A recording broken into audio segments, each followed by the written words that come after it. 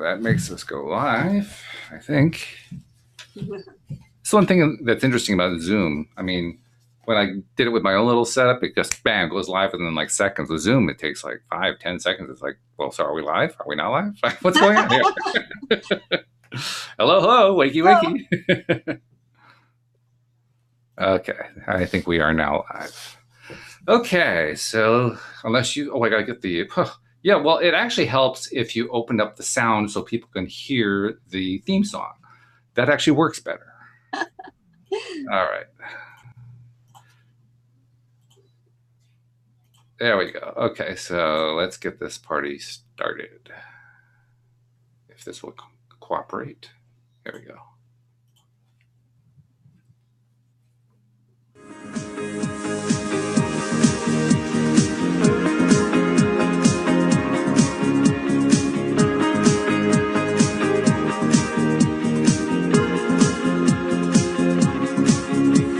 Welcome to LOA Today. I'm Walt Thiessen here with life coach Cindy Chavez. Today is Wednesday.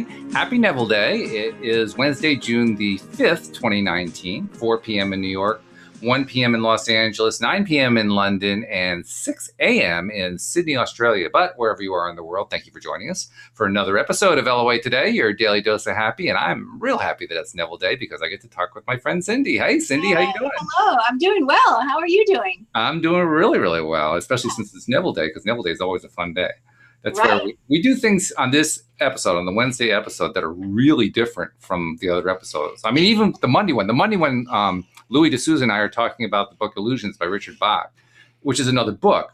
But Neville is so much different from everybody that's out there. It just feels like a different experience to me. So yeah, I look forward to it as well. And it's funny, I've said this before, but you know, I feel like we could read the same Neville book over. We could finish it. We could just start it over, and we'd find all these things that we didn't hit on this time because it's so the material's so dense. So it's a lot of fun to go through a Neville book for the second or third time, even because it's like new nuggets that you find, and I think it's a lot of fun. And I have to be honest too. I have to honestly say there are times where we're reading a book, and I ask myself, didn't we read this in another book? It feels just like that other book. I think that is the case. I think especially with Neville, because he, Neville, we could use the word redundant and say that he, teaches, but this is his message, and he does teach it over and over. And one of the things that I figured out early on with my own practice and with my own writing and my own, things I would cover in my blog and things I would talk about with clients is that when you're in the space where you kind of eat and sleep and breathe this stuff, you have to remember that that's not the case for other people all the time. And so things that feel redundant to me, like, well, I already wrote about this, or I already talked about this.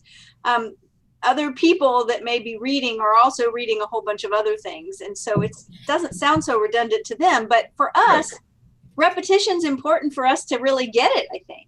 No kidding. Yeah. Right? Repetition's huge. Well, it's partly why we always talk about law of attraction on this show, because that repetition helps. And we come at it from different angles every time, of course, but still we're talking about the same thing and trying to learn the simplest concept in the world. I mean, being a deliberate creator, the simplest thing you could possibly do, except it's not so easy.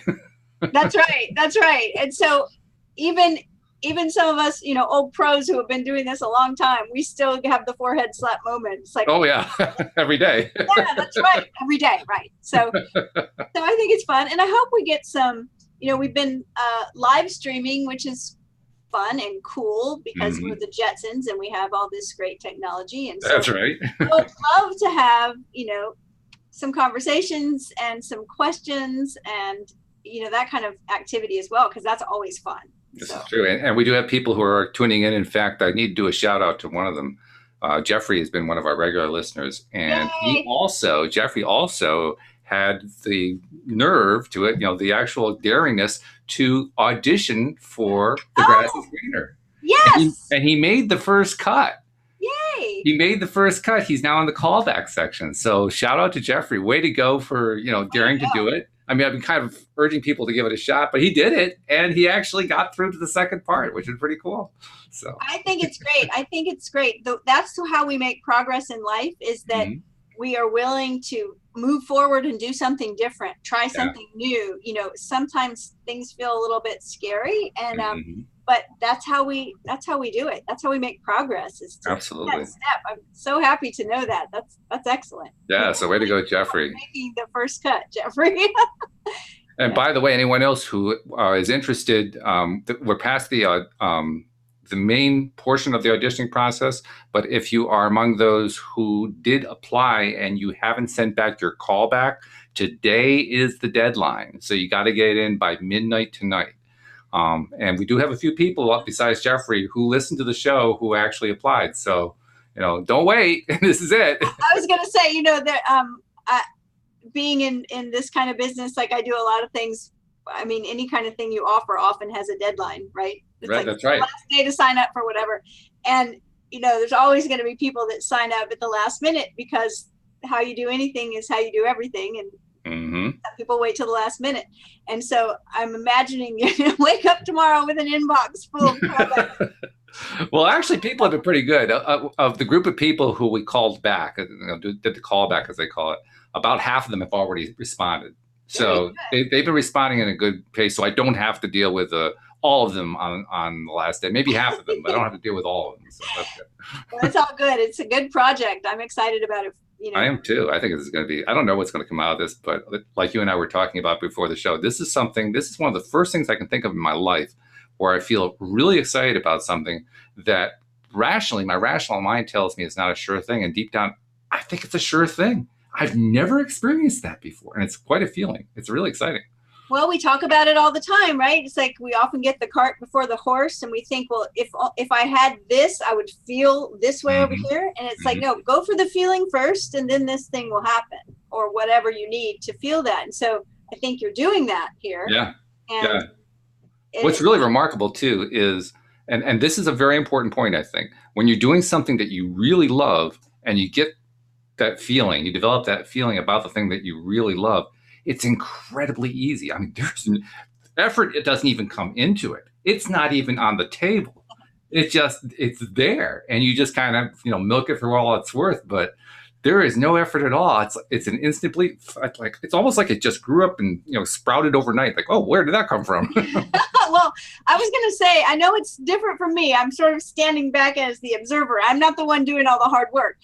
So it's easy for me to say, oh, look how it's coming together. Right? But I do have that sense that it's come together in a really nice way, a nice way with a nice flow, and everything seems to be just working out. So that's really great. Awesome. It is great. And I can't make any commentary yet about who we're going to narrow the final list down to, because obviously that wouldn't be fair. Plus, we're still waiting for some of the entries to come in.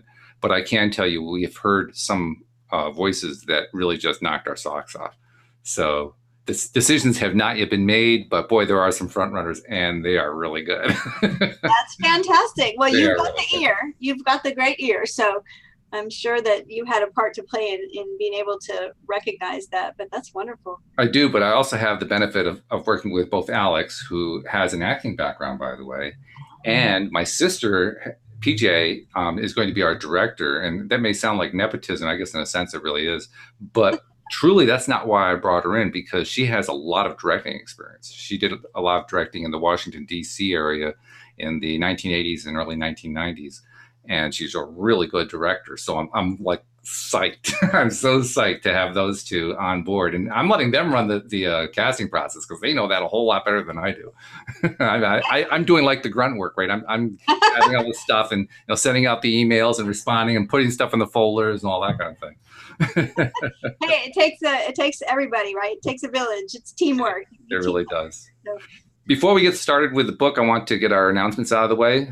First and foremost, of course, I think most of the people who listen are subscribers, but I have been able to determine that there are like 10, 15, maybe 20% who listen to every or any given episode who are not subscribers. So I'm talking to you guys right now. Become a subscriber. It's free. It doesn't cost you a thing. And you get all 5 episodes that we do every single week, Monday through Friday, coming right to your smartphone or whatever device you're using to listen to us automatically. And it's simple to do. You just go to the homepage of our website, loatoday.net, and it will instruct you based on the device that you're connecting with how to become a subscriber. And in most cases, it's just click on this and a few more clicks after that and you're done. Really, really simple. And then, of course, once you subscribe, make sure that you share, tell other people about it so they can get their daily doses of happy. And feel free to join us on the live stream like Jeffrey and some others are doing right now. Because when you listen to us on the live stream, first of all, you can interact with us. You can comment to us. We'll include that in the show. But also you get to watch us, which is kind of fun. I mean, podcasts, you only get to hear the audio, but when you get to see us on video, you get to see what we look like. And, you know, if you can stand my ugly mug, then it's actually fun. So, so become a subscriber to us on YouTube as well. The easiest way to do it is through one of the links in the descriptions of these podcast episodes that are out there. But if you can't find that, just go to YouTube and do a search on LOA Today podcast video and we'll pop up. And then subscribe. And then after you subscribe, make sure you hit the little bell character next to it so you get notified. When you click that, that notifies you every time that we're going live or that we put up a recording on YouTube. So again, subscribe and share. And those are our messages for the day. Perfect. All right. I'm calling you out on the ugly mug comment because there's there. Every once in a while, false modesty comes out. What can I say? Probably every week I'm telling some client about your experience with mirror work because right, because it was so fantastic. I mentioned mirror work to a client recently, and as I was beginning to talk about it, because I knew it was the thing, and I knew intuitively, I knew logically, just in every way, okay, this is what's needed. And as I was explaining it, I heard the person go, and I said, I know that feeling. You just go, oh, and they said, yeah. And I said, you know what that means, right? That means this is the thing. Yeah. So it's a wonderful that I had the experience of knowing your experience with it. Yeah, it is tough at first. I mean, I won't mince words about it. The first time that you do it is just plain excruciating.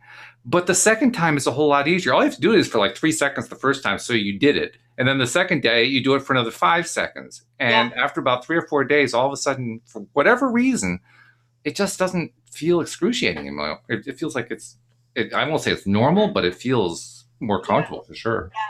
Yeah. And that's, I just tell people that right up front. I go, this is going to be probably going to be awful to begin with, and that's okay. Just keep going. It gets easier. It gets quickly. And, when I've had several people say to me, well, I did that a few years ago and it did seem to help, but, and my self-love got so much better and things did kind of turn around for me. But, I got out of the habit of it and I stopped doing it. And I tell them, if I were to start telling you about my relationship with my husband, and I said this to you, well, 5 or 6 years ago, we used to tell each other we loved each other every day, but we don't really do that. I love it. You would immediately get a sense of, oh, well, things aren't right. Something's wrong, right? And I said, and so all we're talking about is, we're talking about a relationship. We're talking about your relationship with you, right? Yeah. And so I think that makes a really clear point that this is not something that we do for a few months and, okay, got that done. Graduated from that, got my certificate, now I can move on. This is a lifelong thing, your relationship with yourself. So anyway. And I can also say, too, that after you've done it for a few months, and by the way, after the first 3 days, it does get really, really easy. But after you've done it for a few months, if you keep going, it becomes such a part of your daily routine that you miss it if you don't do it. You really miss it. Like I can feel it on those days that, wait a minute, something's wrong. Something's not right today. It just doesn't feel right. Oh, I forgot to do the mirror work. You missed it because you have a relationship and that's part of it. In the same way you would miss your wife if she wasn't around, or you would, your co-hosts or absolutely. Right? It's like, oh, what's going on? So anyway, well, we're on chapter 5 of this Neville book, chapter 5, and the last chapter that we had to do with what were the words exactly? Because he uses these a lot. So controlled reverie. Controlled reverie was the title, yeah. Right. And talking about what we always say to each other. Oh, Neville's talking about meditation. I know what that is. He talks about putting ourselves in a very relaxed state that's almost like sleep, but not quite. He often talks about that place that feels like it's in between awake and asleep. And so this chapter, moving on from that, is called the law of thought transmission. And remember last week when we were talking about, Neville was actually saying that when we think, and we're talking about prayer, the book is Prayer, the Art of Believing. And he's talking about when we pray for someone, when we think about them, when we imagine them having success, that we actually affect their thoughts and maybe their actions and the way they think of things. And so I think that's where he's still going here, because the title of this chapter is the law of thought transmission. Mm-hmm.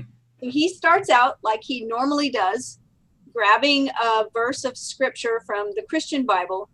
He says, he sent his word and healed them and delivered them from their destructions. And then his commentary, he transmitted the consciousness of health and awoke its vibratory correlate in the one toward whom it was directed. Mm-hmm. Now, I think this is really interesting. If you're dealing with, and probably, unfortunately, we probably all can think of a friend or loved one that's dealing with some kind of illness. I hate to think of it that way, but if I have to think of it, I can think of a couple of people that I would like to see healing. And so when Neville talks about this, he talks about, that when we transmit the consciousness of health, we awaken its vibratory correlate in the one we're praying for. Mm-hmm. I think that's like really powerful. Yeah. Because he's saying this vibration, the vibration of health, the consciousness of health, is already there in them. And by us transmitting those thoughts in their direction, we can wake that vibration up. That's pretty cool. It not only is cool, it's real, because I have a lot of experience having done exactly that. Yeah. It's pretty fun. It's not fun in the sense that you're dealing with people who are ill, often seriously ill. It's fun in the sense of, wow, look what we did. And it isn't just me. Usually it's a small group of us all doing it together because we care about this one person. And the person rallies quickly and we say, whoa, what was that? We did this on the podcast a few months ago. We did. That's right. Yeah. We had a listener who said, I might not make it to listen to you because I'm going in for this procedure, and it could be they're really nervous about it and it could be really awful. And we were like, no, we're just going to hold that space for it to be better. And everything went well. And yeah. So, okay. So let's see. Neville says he mentally represented the subject to himself in a state of health and imagined he heard the subject confirm it. For no word of God shall be void of power. Therefore, hold fast the pattern of healthful words which thou hast heard. So once again, this is from the last chapter. He's talking about us picturing, in this situation, picturing someone healed and whole, and not just picturing them healthy in a state of health, but hearing them tell us that they are in a state of health. Right. Hearing them affirm what we just imagined. Yes. And I love the way in the last chapter or the one before, he talks about, and it's funny, we have to remember this was written like back in the 40s, right? He talks about as if they were on the telephone with you. Yes. So I like this next paragraph a lot. Neville says to pray successfully, you must have clearly defined objectives. You must know what you want before you can ask for it. You must know what you want before you can feel that you have it. And prayer is the feeling of the fulfilled desire. Okay, so this goes back to what we've heard from Neville over and over for the past 2 years or so, right? And that is, he's instructed us over and over to assume the feeling of the wish fulfilled. Right. He's saying now that prayer is the feeling of the fulfilled desire. Doesn't that sound like it's basically the same thing? So it's like when he tells us to assume the feeling of the wish fulfilled, he's instructing us to prayer in his definition of what prayer is. And that's it. It's very specific what he means by prayer. Yeah. Right. And, I love this, that he says, you must know what you want before you can ask for it, because I find myself saying this to clients all the time. That is, you can't have what you want if you don't know what it is. Interesting thing too, it doesn't have to be really, really specific what it is. You just have to know what it is. It could be as simple as, I want to feel better. I'm not sure exactly what's going to make me feel better, but I want to feel better. Yes. And the other thing is that so often when we ask someone what they want, they begin to tell us the how. Yes. Right? They begin to tell us their strategy of getting that thing. Mm-hmm. And it's like for us to push past that and say, no, but what is it that you want? It doesn't matter how it comes to you. Mm-hmm. What is it that you want?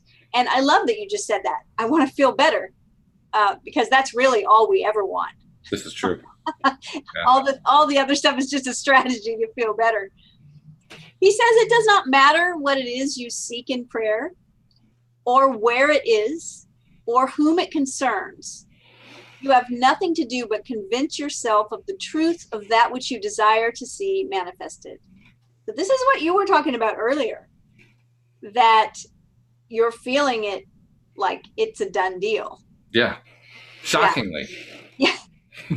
I'm not kidding. It's truly shocking. It's like, wait a minute, where did that come from? When people say like, you know that you know that you know. Yeah. Right. It's this level of knowing that's so rock solid. And that is really exciting, because when you start to feel that way, it's like, it feels like, well, it's a done deal. Like no one can convince you otherwise. And so he's talking about that here, is that that's the only thing we have to do, is just to convince ourselves of the truth. I start to feel sympathy for the various LOA gurus and so forth who know what it's like to just know, to just feel it, and then say to themselves, okay, how do I teach that?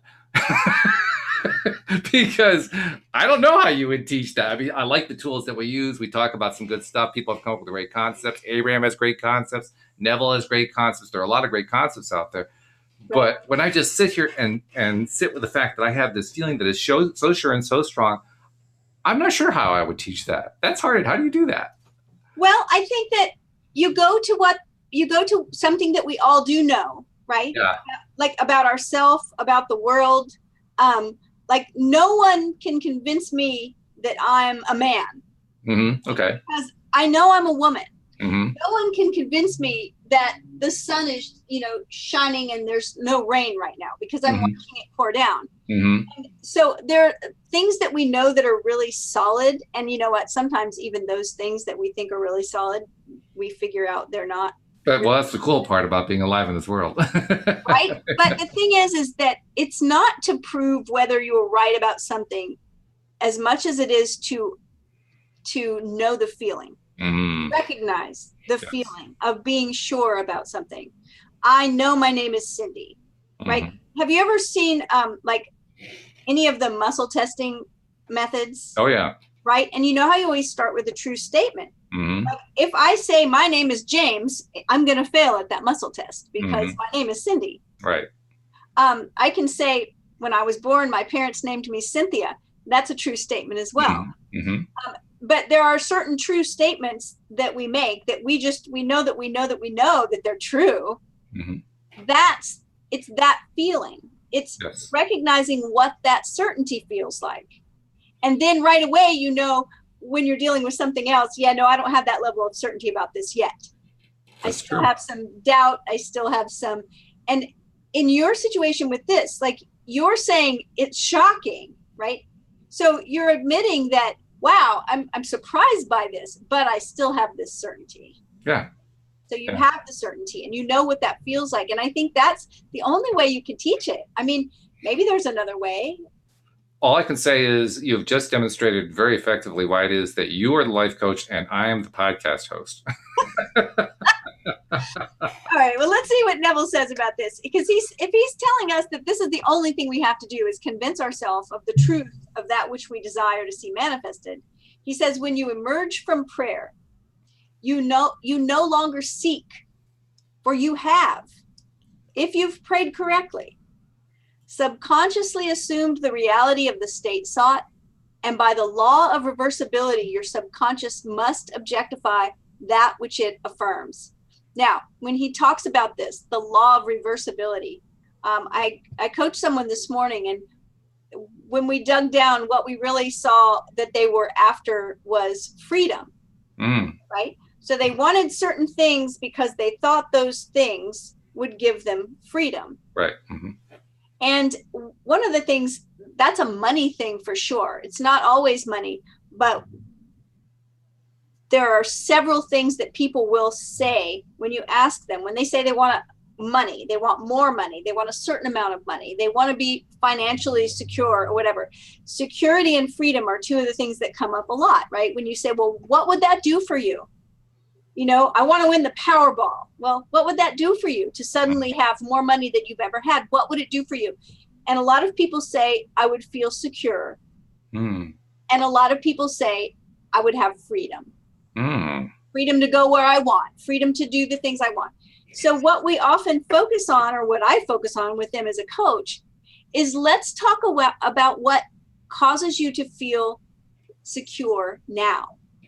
Or let's talk about freedom now. You might remember this. When we were first doing the podcast, I got an email from a young lady that was in high school and was upset because she felt like her parents didn't give her enough freedom. I do remember that, yes. And she wanted more freedom. And she wrote me this beautiful email. She was very, very bright and articulate in the email and sounded like a very responsible young person. You know, she didn't want to go off and get all crazy. She just felt like she needed a little more freedom. And one of the things that I worked with her about was recognizing the freedom she already had. Like, it's easy, and I understand it. I understand it, being a teenager and having a curfew and not being able to do certain things and always feeling like your parents are like not letting you do something. But I started asking her some questions, right? It's like, do you have the freedom to, I don't know, to wear what color shirt you want? Do you have the freedom to read the books you like? Do you have the freedom to choose what snack you want when you get home from school? You know, there are all these ways that freedom was actually there, just not recognized. This is what Neville's talking about with the law of reversibility. Start appreciating all the places you do have freedom. I'm free to wear my hair the way I want it. I'm free to go to sleep at whatever time I want in the evening. I'm free to watch what I want on television. You know, I have all these areas of freedom. And the more what we focus on expands. So the more we focus on freedom, the more likely it is that that thing we think is going to give us more freedom, which might be money, or it might be our parents letting us stay out later. Yep, sure. Will show up. So Neville's talking about this law of reversibility. If more money will create freedom, then maybe the sense of freedom will create more money coming in. But I think it's also interesting too that you mentioned a little bit earlier on there that there is an association in many people's minds between stability or safety and freedom. Like one supports the other. It's almost part of that same dynamic reversibility. As long as I feel safe and stable, I'll be free. Right. So it's like that thing that you want. How do you get to that feeling of what you would feel like if you already had it? Neville's always talking about, right? Always. Yeah, that's true. So he says, if you've prayed correctly, assuming the reality of the state that you're seeking, that the law of reversibility is going to deliver. So he says you must have a conductor to transmit a force. You may employ a wire, a jet of water, a current of air, a ray of light, or any intermediary whatsoever. The principle of the photophone, or the transmission of the voice by light, will help you to understand thought transmission, or the sending of a word to heal another. There is a strong analogy between a spoken voice and a mental voice. To think is to speak low. To speak is to think aloud. I often have this idea that, you know, you've heard me say it over and over, our words are powerful. And if we think something enough, it will eventually manifest out of our mouth, right? We'll eventually speak it. Right. So Neville says that to speak is to think aloud, and to think is to speak low. He says the principle of the photophone is this. A ray of light is reflected by a mirror and projected to a receiver at a distant point. Back of the mirror is a mouthpiece. By speaking into the mouthpiece, you cause the mirror to vibrate. A vibrating mirror modifies the light reflected on it. The modified light has your speech to carry, not as speech, but as represented in its mechanical correlate. It reaches the distant station and impinges on a disc within the receiver. It causes the disc to vibrate according to the modification it undergoes, and it reproduces your voice. I have to interrupt here because the irony of this is just astonishing to me. Many people may not recognize this connection until I draw for them, but they'll see what it is as soon as I say it. Almost everybody has heard of fiber optics. Yes. Fiber optics is where you have a fiberglass cable that transmits light through it. Right. And virtually all of the internet now runs on fiber optics. Yes. So the entire internet, including our conversation here that we're doing live streaming on Zoom, is by this process that Neville described approximately 70 years ago. Yes, correct. Amazing, isn't it?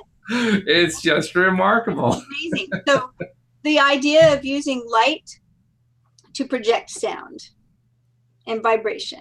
Yeah. And when we go back into, now this is what gets really interesting, because Neville is talking about always spiritual things, right? He's talking about, he uses the Bible, different Bibles, several different Bibles he uses for his texts. He's always talking about spiritual things. And if you go back into almost maybe every single spiritual and religious tradition, there is the mention of light, right? We talk about the light in someone's eyes as the life force within them. Yeah, sure. So this is really interesting that he's talking about the way our consciousness and our thought process is actually moving to produce something. I am the light of the world. I am. The knowledge that I exist is a light by means of which what passes in my mind is rendered visible. Memory, or my ability to mentally see what is objectively present, proves that my mind is a mirror, so sensitive a mirror that it can reflect a thought.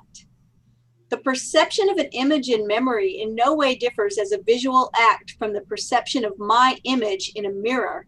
The same principle of seeing is involved in both.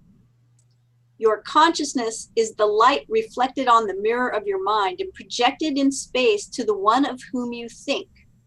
By mentally speaking to the subjective image in your mind, you cause the mirror of your mind to vibrate. Your vibrating mind modifies the light of consciousness reflected on it. The modified light of consciousness reaches the one toward whom it is directed and impinges on the mirror of his mind. It causes his mind to vibrate according to the modification it undergoes. Thus it reproduces in him which was mentally affirmed by you. So Neville is likening prayer to the way we experience fiber optics. Exactly. Right? That's amazing. It is amazing. That's amazing. It's remarkable. He says your beliefs, your fixed attitudes of mind, constantly modify your consciousness as it is reflected on the mirror of your mind.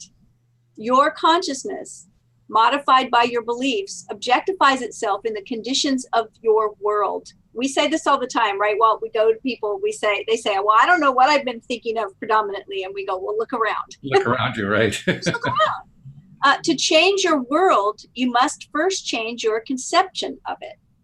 To change a man, you must change your conception of him. You must first believe him to be the man you want him to be and mentally talk to him as though he were. All men are sufficiently sensitive to reproduce your beliefs of them. Therefore, if your word is not reproduced visibly in him toward whom it is sent, the cause is to be found in you, not in the subject. As soon as you believe in the truth of the state affirmed, results follow. Everyone can be transformed. Every thought can be transmitted. Every thought can be visibly embodied. Now, this brings to mind a story that Neville told in another book, and I'm hoping I get the story right. And I'm hoping it was Neville, because I really want someone else. But I remember a situation where someone talked about, I think, having a boss who was just, I mean, horrible is the way they would describe it, to everyone, not nice to anyone, not kind to anyone, not respectful to anyone. And that they used these kind of techniques. And suddenly the boss never changed the way they act to everyone else, but changed how they acted towards them. Do you remember this story? Yeah, that does sound familiar. I don't know if that's Neville, but that does sound I'm familiar. not sure, but I thought, okay, that we could change someone and that they would change completely and be different. I don't know, but I do know that our experience of them could change. Oh, actually, I have experienced exactly what's told in that story. I have experienced it both in terms of, yes, the person behaved differently toward me, and I was able to transmit my thought. I didn't know I was doing this, but I was able to transmit my thought to a coworker by basically teaching them what I did, even though I had no idea I was doing law of attraction. Awesome. Basically just explained to them what I was doing, and they got the same experience out of it. But we were the only two in the office.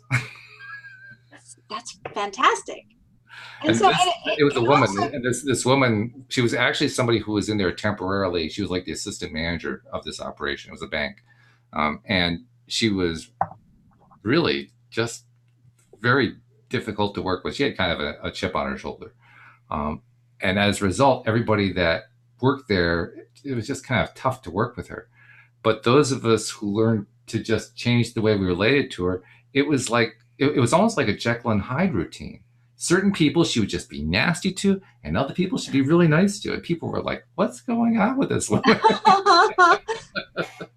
Wow. Yeah. That's really interesting. And it all, you know, we deal with this in law of attraction. It's vibration.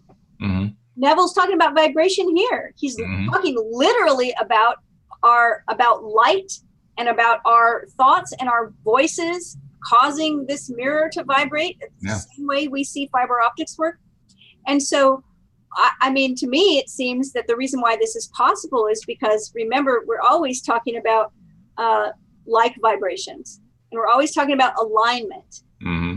And when we're expecting someone to be mean and nasty to us, and we're like defensive, or we've got our armor on because we don't want this, and we're expecting it, you know, we're somehow aligning with that energy. Mm-hmm. But if we have had this experience and we're completely in a different level of vibration, then I just think there's no alignment there. So it just doesn't happen. There's no synchronicity of alignment. Right. Yeah. I agree. You know, I always wonder from the other person's perspective, are they wondering why they can't be more aggressive? Well, you never know. It's possible. They go in the other room and say, oh, why was I so nice to that person? That's an interesting way to piss somebody off. Right. So Neville says subjective words, subconscious assumptions, awaken what they affirm. They are living and active and shall not return unto me void, but shall accomplish that which I please and shall prosper in the thing whereunto I sent them. He's talking about words.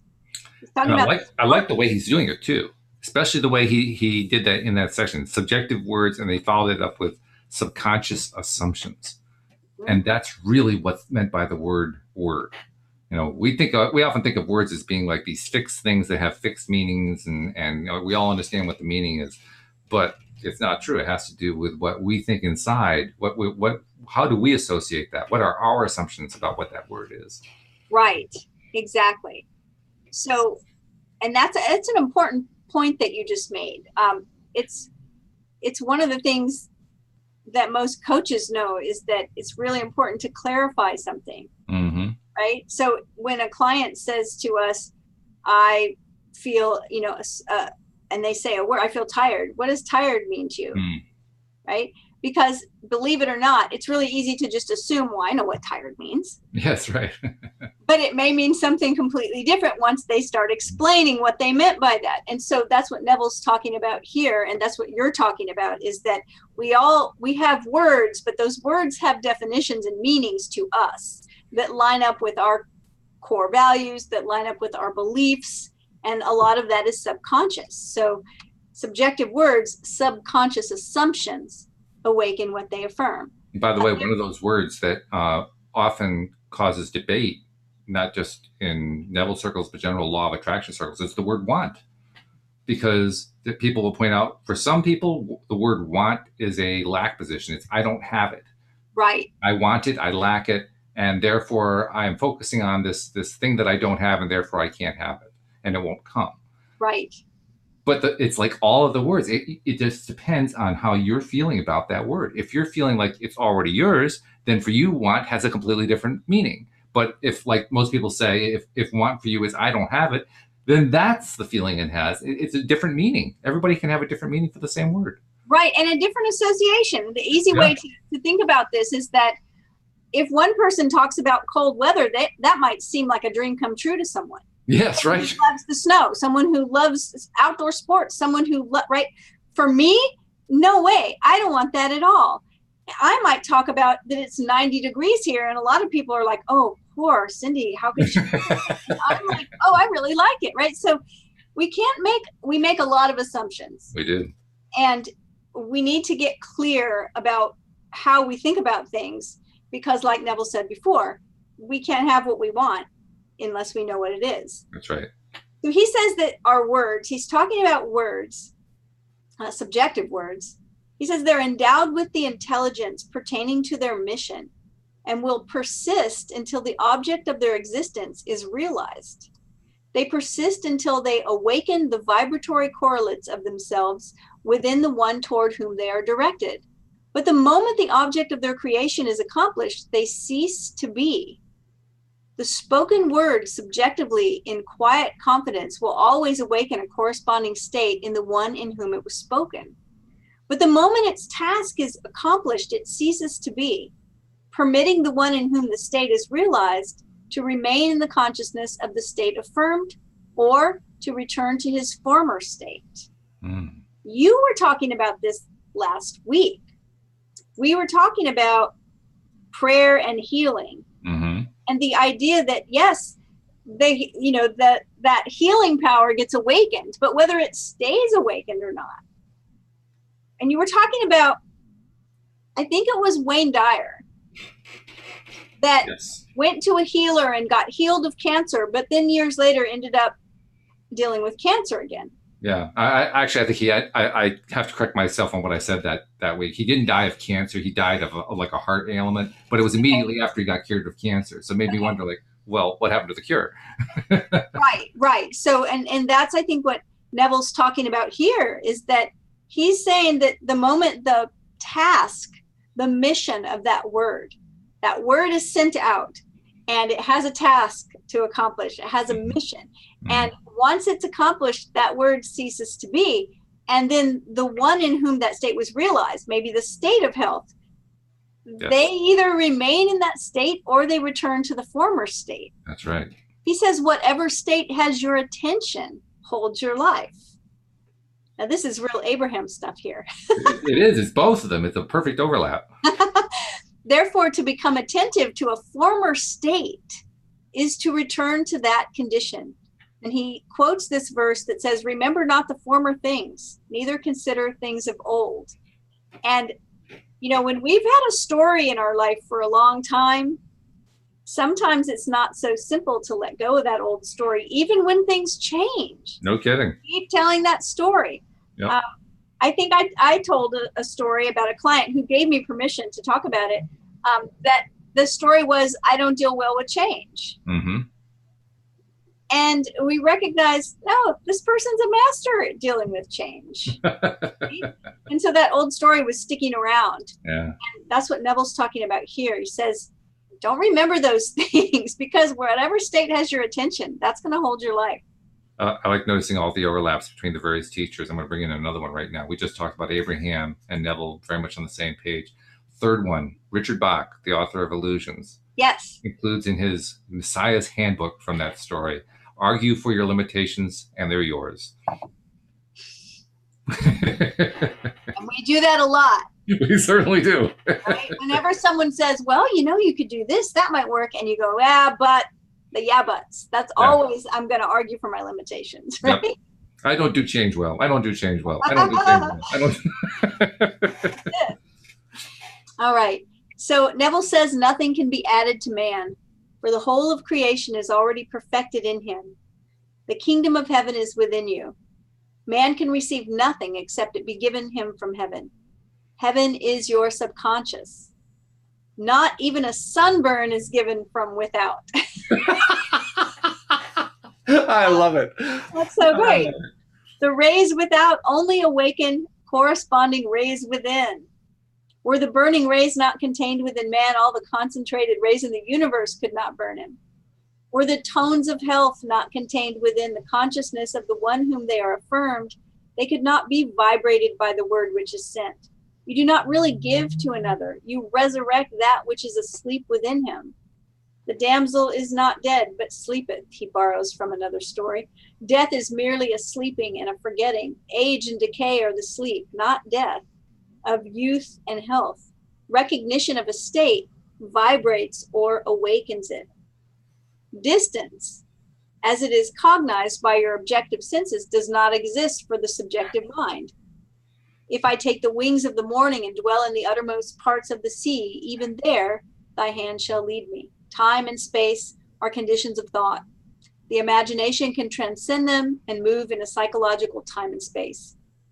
I remember a story that Neville told about a military man who he and his family were wanting him to get stationed, I think in Florida or somewhere where there were beaches. Oh yeah, I remember this story. Yes. They got the word came down and the station was not there. And the wife, I think it was the wife and the mother, that they imagined themselves walking on a beach. Mm-hmm. They imagined what it would feel like to have their feet in the sand. And we've talked about this before, the whole idea of assuming the feeling.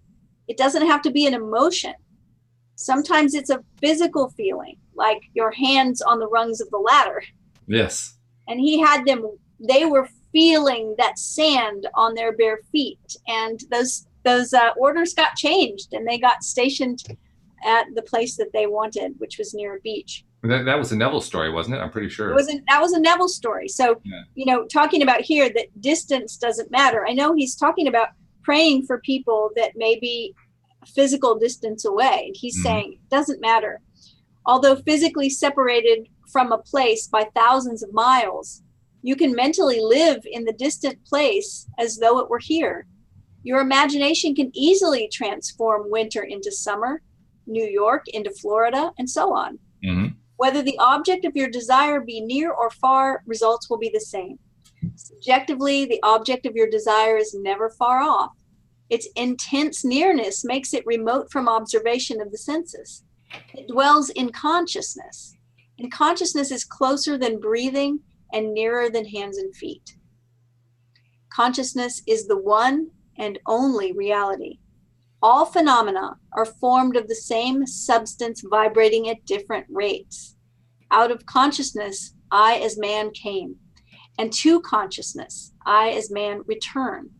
In consciousness, all states exist subjectively and are awakened to their objective existence by belief. The only thing that prevents us from making a successful subjective impression on one at a great distance or transforming there into here is our habit of regarding space as an obstacle. A friend 1,000 miles away is rooted in your consciousness through your fixed ideas of him. To think of him and represent him to yourself inwardly in the state you desire him to be, confident that this subjective image is as true as it were already objectified, awakens in him a corresponding state which he must objectify. The results will be as obvious as the cause was hidden. The subject will express the awakened state within him and remain unaware of the true cause of his action. Your illusion of free will is but ignorance of the causes which make you act. Uh-oh. That's quite a sentence. So Neville is telling us that there are a lot of things that act as causes in the way we act, besides our free will. Mm-hmm. He is saying it's an illusion. He says that prayers depend upon your attitude of mind for their success and not upon the attitude of the subject. The subject has no power to resist your controlled subjective ideas of him unless the state affirmed by you to be true of him is a state he is incapable of wishing as true of another. In that case, it returns to you, the sender, and will realize itself in you. Provided the idea is acceptable, success depends entirely on the operator, not upon the subject, who, like compass needles on their pivots, are quite indifferent as to what direction you choose to give them. If your fixed idea is not subjectively accepted by the one toward whom it is directed, it rebounds to you from whom it came. Who is he that will harm you, if ye be followers of that which is good? I have been young, and now I am old, yet I have not seen the righteous forsaken, nor his seed begging bread. There shall no evil happen to the just. Nothing befalls us that is not of the nature of ourselves. Now, this is interesting to me, this last little bit, that nothing befalls us that is not of the nature of ourselves. And what he says prior, where he says that the subject, that's the person that we're praying for, the subject has no power to resist our prayer unless that he is incapable of wishing this for another, of wishing as true of another. I think that's really interesting. Mm-hmm. It is interesting. If we kind of break it down, it sounds to me like what Neville's saying is that if I'm praying for healing for a person, but this person is not even capable of wanting someone else to be healed, then it's not going to happen. Yeah, that is what he's saying. Right? And when we think about the idea of what he says right here, nothing befalls us that's not of the nature of ourselves. And we think about the whole world being a big mirror of our relationship with ourselves. If I'm the kind of person that I can't even wish for someone else to have success or to have healing or to have good fortune, then I probably can't wish it for myself either. And therefore, it's not going to be able to come my way because it's not in me. It's not in my nature. This whole section reminds me of something. Earlier on, he was talking about moving psychologically in time and space, and how the only thing that prevents us from accepting that we are instantly in communication and sending information and so forth to somebody far, far away is because of our belief in space. And I want to comment on that because it helps, first of all, to answer a question. The question being, why is this so difficult? Why is all this stuff so difficult? Right. And he said our belief in space as an obstacle. Yeah. So, and I recognize that we do that. And what I wanted to point to was something that most people have heard of, the television series Star Trek. Every single episode started off with the exact same first line: space, the final frontier. And that is exciting. That entices. That's like, whoa, yeah, exploring space and all that kind of thing. And the moment that we accept that is the moment that we accept what he was talking about. We think of space as an object. We think of it as this almost this impenetrable thing to kind of be explored and seek out what's in the cosmos and so forth. And the reason I mention that is it's actually a good thing. There's nothing wrong with that. It's not like there's something wrong with us that we are focused on this illusion of space, and that illusion is what's blocking us from being able to recognize that we can instantly transfer our thought, across the parsecs. There's nothing wrong with having that there. And I hear this a lot in people who talk about Neville, actually. I hear it that, well, you can't, you've got to take yourself out of that externality.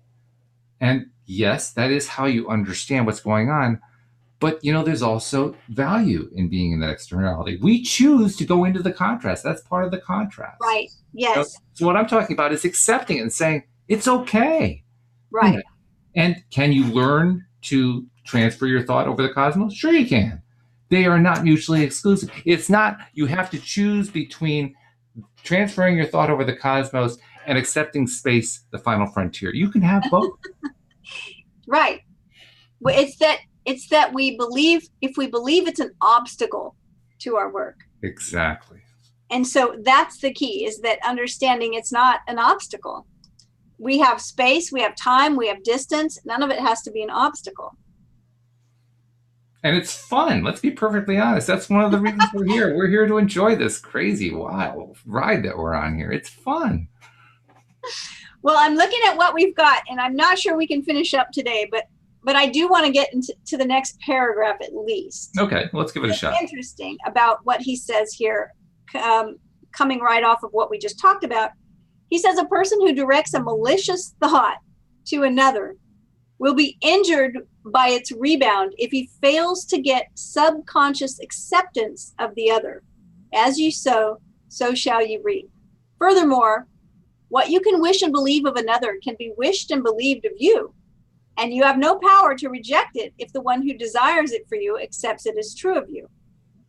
The only power to reject a subjective word is to be incapable of wishing a similar state of another. To give presupposes the ability to receive.